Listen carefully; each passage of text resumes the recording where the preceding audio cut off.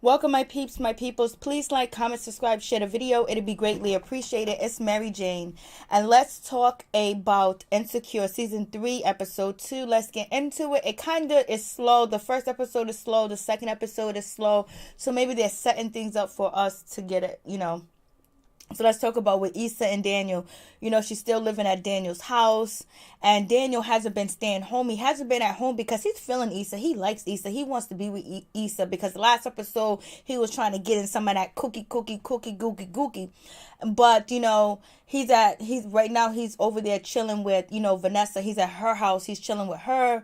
And Vanessa's not really a par with Daniel. Like, she don't really believe in him. She don't support his ideas. And she also thinks that he's sleeping around and messing with other girls or whatever. And she's about, blogs and gossip and money. You know what I'm saying?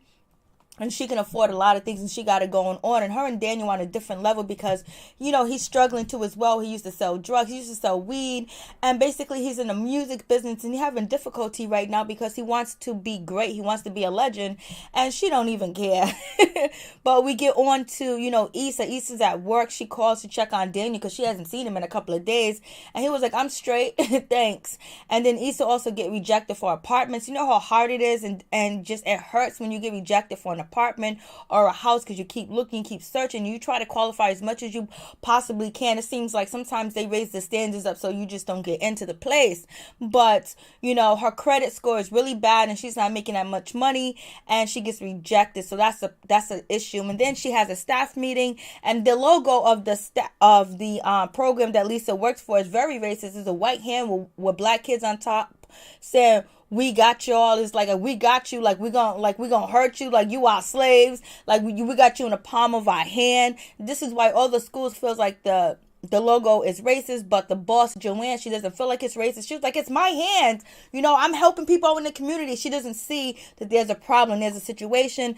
All the other workers feel like there is something wrong with the logo, that it is racist, and Joanne is not getting it, and then one of the co-workers said, well, just like Issa, whatever Issa says is probably right. And it most likely it would be right, but Issa doesn't want to stand up. She don't want to say anything because remember last episode she said she doesn't feel like she has a voice anymore. She doesn't feel like she can stand up and speak out because she doesn't have her own apartment anymore. She finally just got her car back. She's driving Uber. She doesn't feel secure like she used to feel secure, and she doesn't have Lawrence anymore. That was her security blanket too as well, even though he wasn't working, but she knew she had him or whatever. And right now she's staying over at Daniel's house and she's sleeping on his couch and she don't have nowhere else to go, and she knows that her credit is bad. So, and right now how her boss did her and how she was demoted from her job, that right now she's been silent. She's been quiet about the situation. And you know what? I used to hate that shit too. When I first started my career at different organizations, like whether it was the healthcare field or the school system, I always had to speak up, especially in the healthcare field. I was like mostly every place that I started to work when I first started my career, that I was the only black female. I was the only black person there, period. So it was like everything was like on my shoulders to stand up, to say something, to speak up for the people in my community and all that type of stuff. And then people will assume that you're an angry black person or you're a miss know-it-all. But you know what? I was blessed and nobody, thought that I was an angry black woman or anything like that. They all just was like, what you're saying is right.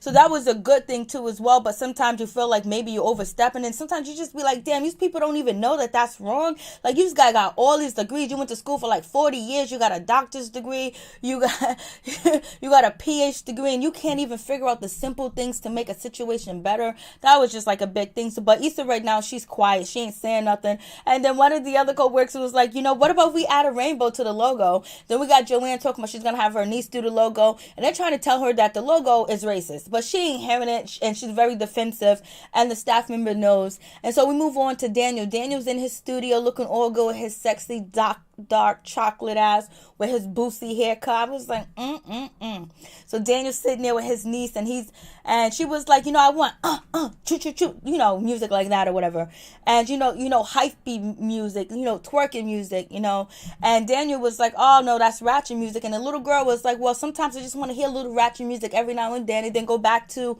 my regular self. And that's what I was saying in my video about Nicki Minaj I did Sunday, that Some people just like to hear the ratchet music from Carly B and look at her being ratchet, and then after that they go back to their normal life. It's like she has an escape. Well, anyways, back to that, Daniel. And then she also said, Daniel, your music makes me think. And that's like superior people. Some people prefer, the ratchet music over than the music that makes you think. And Daniel's trying to, I guess Daniel, he does got music that's out there, but he's also trying to put out conscious music as well. And it's more difficult for him to get there too. So that was cool. And his boy Seven comes over. He's supposed to be chilling with him and Seven. Seven's supposed to get him to meet up with Spider, because Daniel really sees a lot of potential in Spider, and Seven's supposed to hook up the situation. But Seven was like, well, he's not with me because he has traffic habits and things like that, so he's not around and all this other stuff. So Daniel was like, damn, he just felt like everybody's letting him down too as well. Just like him and Issa are both going through trials and tribulation, but his is in his career, Issa's in her career and financial. But it seems like Daniel still got enough money. He got a studio, he got his own apartment. He's a single man. He seems like he's doing well. He's doing well enough to let Issa stay in his house and use up his water and his light and his gas, you know what I'm saying, without even asking her for $1. When a man don't ask you for $1 to live in his crib, girlfriend, he love you, he want to be with you. I mean, like, that's the ultimate way. He has you in his crib, and he ain't even fronting. He's supposed to have a girlfriend or whatever. That dude loves you, for real. So anyways, especially if he's not a multi-millionaire, he's just trying to help you out. And especially when you guys used to be together, you're not together anymore, and a lot of things went down in your relationship, but he still got his doors open to Issa because she's still a friend. So he has genuinely care for Issa. So moving on from that situation, so we got Issa, she finding out her credit's bad. She goes to see Kelly. Kelly was like, oh my God. Like, yo, the only way that you gonna get an apartment if you got 4 months rent up front, or you got a co-signer. And Kelly was like, I ain't co-signing for you at all, point blank, period. And she was looking at Issa's habit. He was like, why are you still shopping at Radio Shack? Radio Shack ain't even open. I think Radio Shack is open. I think Nick Cannon actually owns Radio Shack. I don't know if he sold it, but the last time when he was on Howard Stern, he said that he owns Radio Shack. He brought all the Radio Shack or whatever.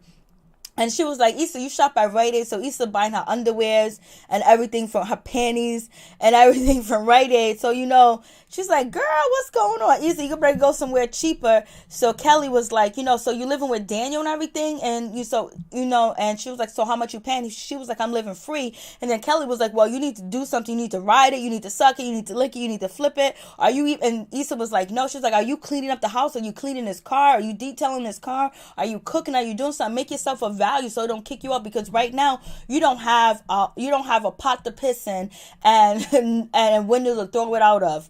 So that's the situation with Issa right now. So Issa's like, damn, man, she's really feeling like, damn, shit is real messed up. She calls her brother. Her brother was like, your spot has been taken, and Issa doesn't have anywhere to go. And that's a lot of young professionals, or just people in general, where especially if you live in California, anywhere you live at, sometimes the rent and properties and living in condos and things like that, or just regular apartments, sometimes are so expensive that, it's more than your whole paycheck, and everybody's not blessed to have tons of money to pay bills on their own. So that's why people have roommates. But right now, Issa hasn't found anybody, and she's out on her luck, and she doesn't have anybody to go to, and a lot of people are in that type of situation. That's why Issa said that, like, when she got rejected for the apartment, like, there's a lot of homelessness out here. Like, especially if you finally get back on your feet and your credit is bad and you don't have a co-signer, then damn, you still don't got a place to go. You're hoping and begging that somebody will give you a chance. And how likely is that to happen, especially if you're of color? So moving on from that situation, we have that going down. So Issa, she goes to lunch with her friends. Issa is really living like, like she ain't got no money, like some of us has done over and over and over. Everybody from lunch you go to work with, you go out to eat to a little cafe around the street. Shit, you bring out your own lunch. You bring out your peanut butter and jelly. You bring out your fruits, your vegetables, and you just started eating. Issa got, not graham crackers. She got them snack bars, them honey bars. I don't even know what they are. Granola bars, all right? They're not granola. I like granola bars. I don't know. Honey granola bars. I know they're in the green packet or whatever. So she's eating there, and then they're all talking about like how defensive Joanne was to, to the criticism about the racism and about the the logo and things like that. And Issa finally speaks up and she says, like, yeah, I talked to the schools, they feel like it's racist, and then it was like, well, Issa, if you had a concern or anything, you should have spoke up. But Issa was like, I don't want to speak up, I don't want to be the angry black woman, I don't want to be always saying this and that. And she was like, you know how it really feels. And so then that's when the other dude was like, well, you're the black girl, you speak up, and I'm the gay guy, so what's the difference? The difference is her boss is not feeling her, and right now Issa is on shit creek with Joanne right now. So hopefully Issa get the job that she applied for, because she applied for a property manager, but most likely she might not get the property manager job, because I don't know if they want to still base Issa's job around being around kids and school and things like that, because I would kind of like get rid of the co-worker's position on the show if Issa is working at she's a property manager, and property managers pretty much stay busy. So I don't know how they're going to incorporate that in. So I'm assuming Issa's not going to get the job as the property manager. But it was cool for Issa to drive an Uber, because she could do that at night and go back to her job, her day job. So we have that situation going on. And Frida was like, she was so defensive, but Issa still, so Issa had a little bit of a voice, but she really don't want to speak up or whatever at this time point. She's going through so much, and she's just trying to maintain, because she's stressed out, she's going through a lot, and it doesn't seem like she has anybody to turn to really but Daniel. Like she don't want to put her burdens on her friends, but she's putting her burdens definitely on Daniel.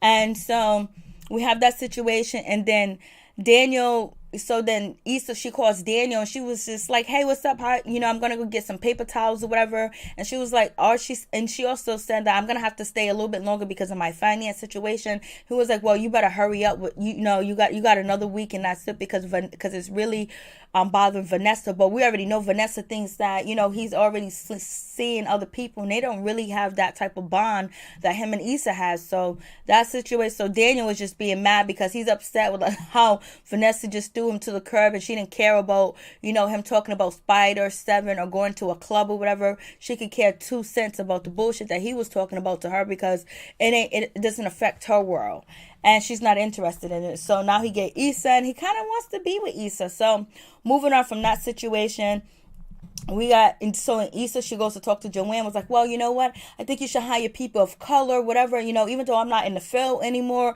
So Issa's trying to get herself back in the field. Maybe working back in the field would give Issa more money and make her more happy, because she's tired of answering the phones and sitting behind the desk when there's more things that she can do that is basically will affect the kid's life better and affect her life too as well. Like, she feels like she has a purpose. And so now we see Issa, she's at the crib, she's cleaning up. She took Kelly's advice, because she ain't trying to be out on the streets, and her brother's already booked and busy. So she's cleaning the house. Daniel comes in, oh, you cleaning? He was like, yeah. She was like, yeah. So Daniel get a call that 7 canceled on him, and so Issa was like, what's wrong? So he's telling Issa, what's the dealio, telling her what's going on. And so Issa convinced him to let her go, and they go down to the club to look for Spider and talk to him.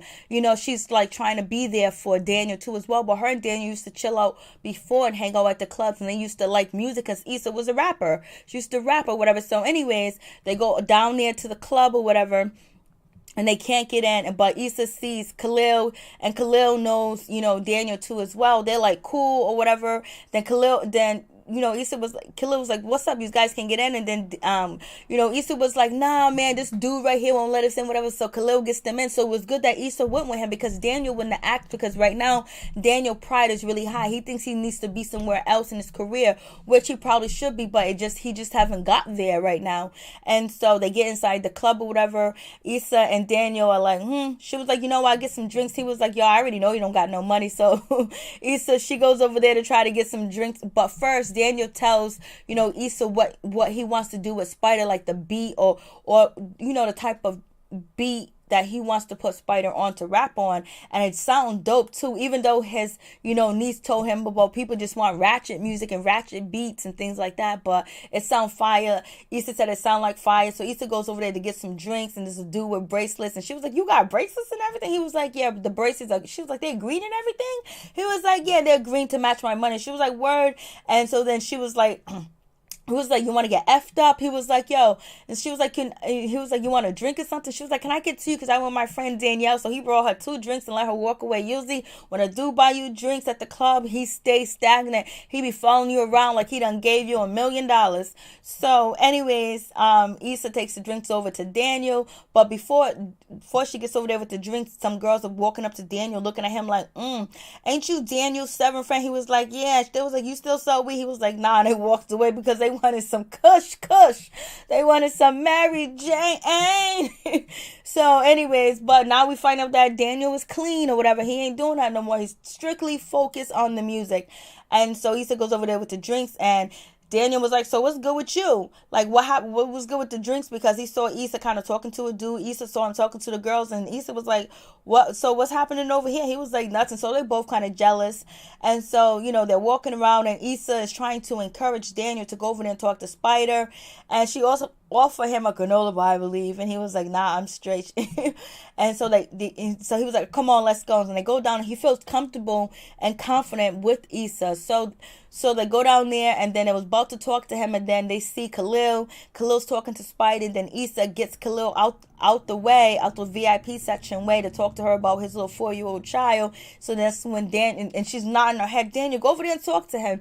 And so then Daniel finally talks to Spider or whatever, but then it don't really go nowhere. But, Khalil vouched for Daniel, saying he was cool. And then Daniel said, like, I know 7. And so we find out that 7 didn't even mention, Daniel. It seems like 7 didn't even mention Daniel to, Spider. So Spider was like, yeah, I'll hear some of that. And so, there's a shooting that breaks out, and that's terrible when there's a shooting at the club. Like, damn, all the good spots, all the nice spots that play the best music, the best crowd, there's always a shooting going on. Somebody always got to mess it up. It just never fails. And so Daniel and Issa, they get down on the floor, they leave, they go eat, and then Daniel expressing that how his disdain for himself and how he feels like he should be at a higher level, at a better place. And, he was like, damn, he did all this good work, but he's not getting recognized like Khalil is. And then he was like, if I would have got shot, people was like SoundCloud producer dead. And Issa was like, well, if I would have got shot, they were like part-time Uber driver dead. And so like they're bonding over each other's what they feel like is failure, and they haven't growth, and they haven't become anything. Because Issa was like, why don't you just ask Daniel? Why don't you just ask Khalil, like, what's up? Can I work with you? Whatever. Like, yo, it's good to ask for help. And she was like, yo, look at me. I had to ask you if I could stay another, I had to ask you if I can stay another, week or whatever. And he was like, it's cool. You can stay until whenever I like you around. I was like, oh, how sweet, Daniel. Because they got a lot in common. Like, she's not a nag. She's not somebody trying to change him. She just likes him the way that he is. And he likes her the way that she is. And that's how they're bonding, because they're both having reached where they wanted to go in life. So now that's it with the situation. They get back to the crib, and, he massages her a little bit. He was like, you can sleep in my bed, because Issa was complaining about the couch, and she was just sitting there. She was like, I'm not tired yet, because Daniel was like, you can sleep in my bed because I'm going to be up all night working. And she goes over there and she sits next to Daniel, and they're doing music together. So we'll see how this situation pans out. Peace. I'm out. One love.